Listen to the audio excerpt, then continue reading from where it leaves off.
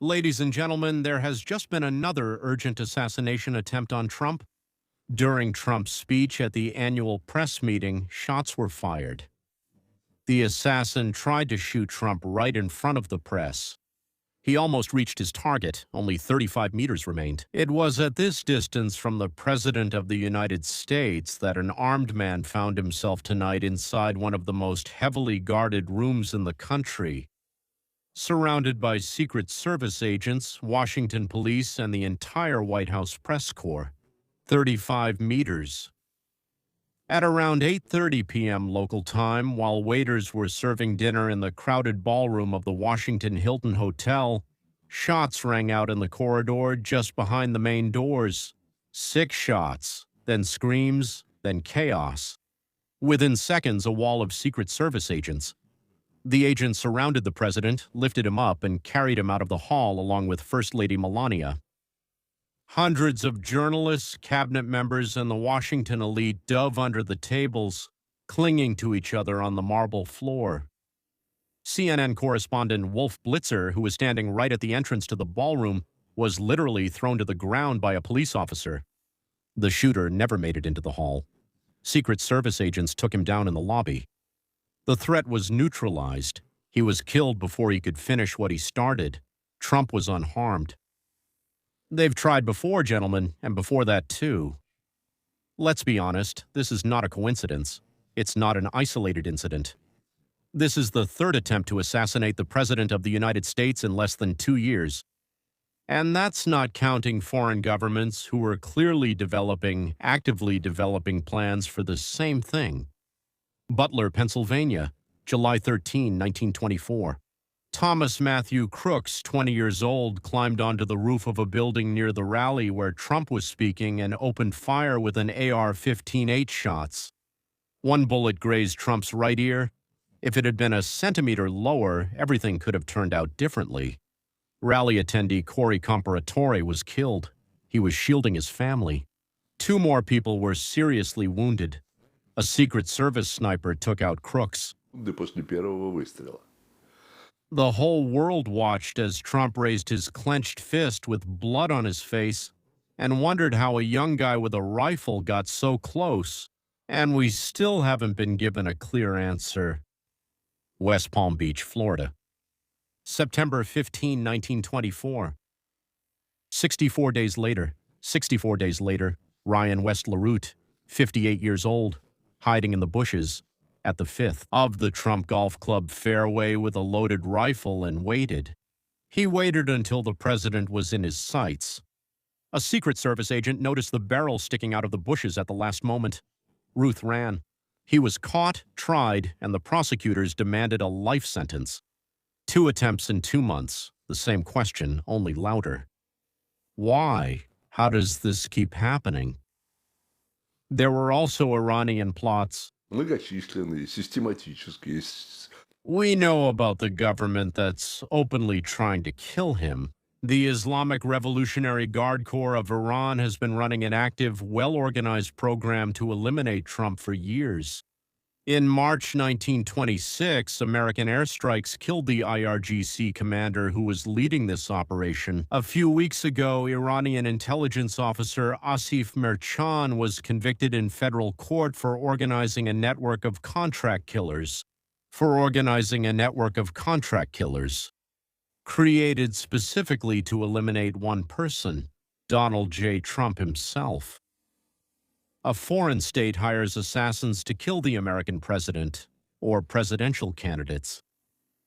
And tonight, while America is in open conflict with Iran, while a naval blockade tightens around the Strait of Hormuz, while a fragile truce hangs by a thread, an armed man appears at the biggest media event of the year.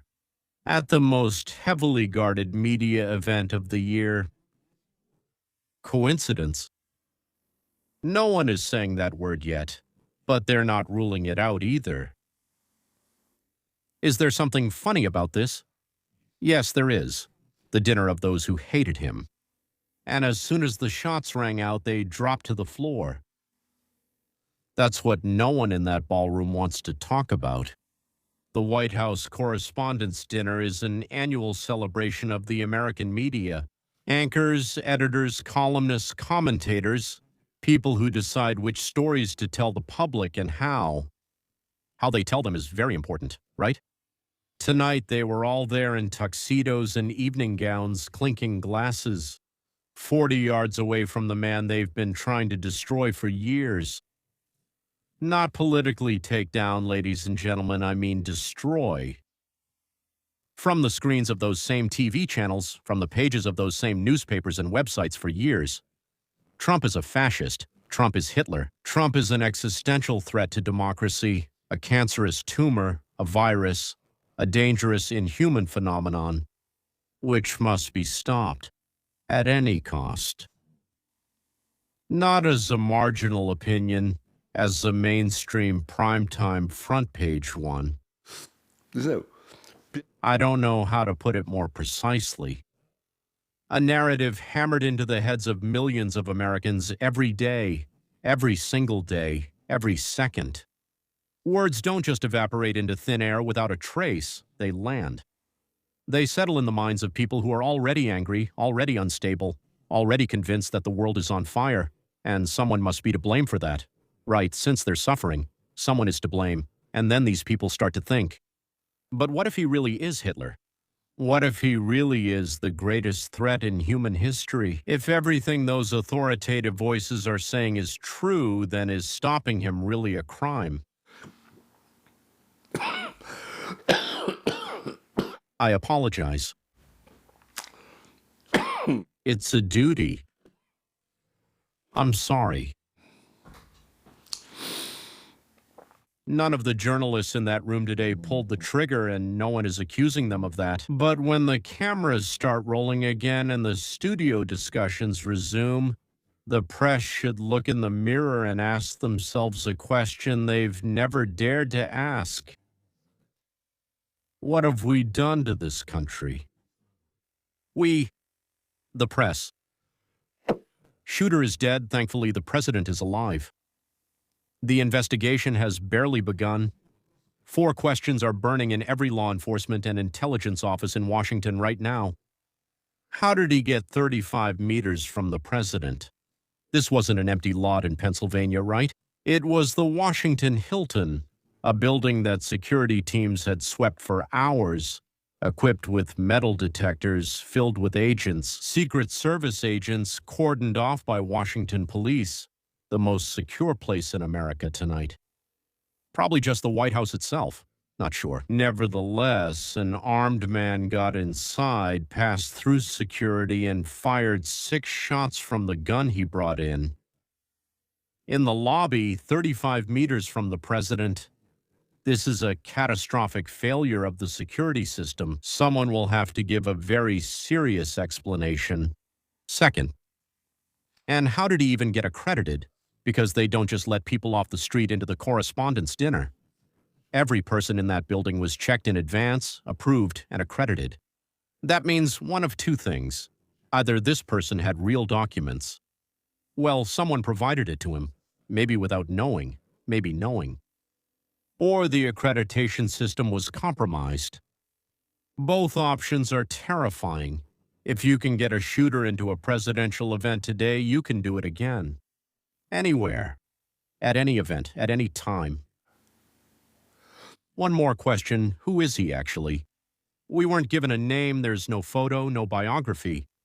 Tonight he's just a body in the lobby of the Washington Hilton.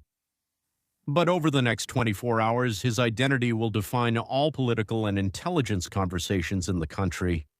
Was he a domestic extremist, radicalized online, convinced by chats and rhetoric that killing Trump was the right thing, the necessary thing, the important thing, that it was worth living for, worth sacrificing his life, worth putting everything on the line just to get rid of this evil? Or was he a foreign agent, an IRGC operative acting on orders from Tehran at the very moment when the U.S. and Iran are on the brink of renewed war? Or was he a lonely, mentally unstable person who was broken by an information environment designed to maximize hatred? By the way, it's hard to believe. Each answer leads in completely different directions.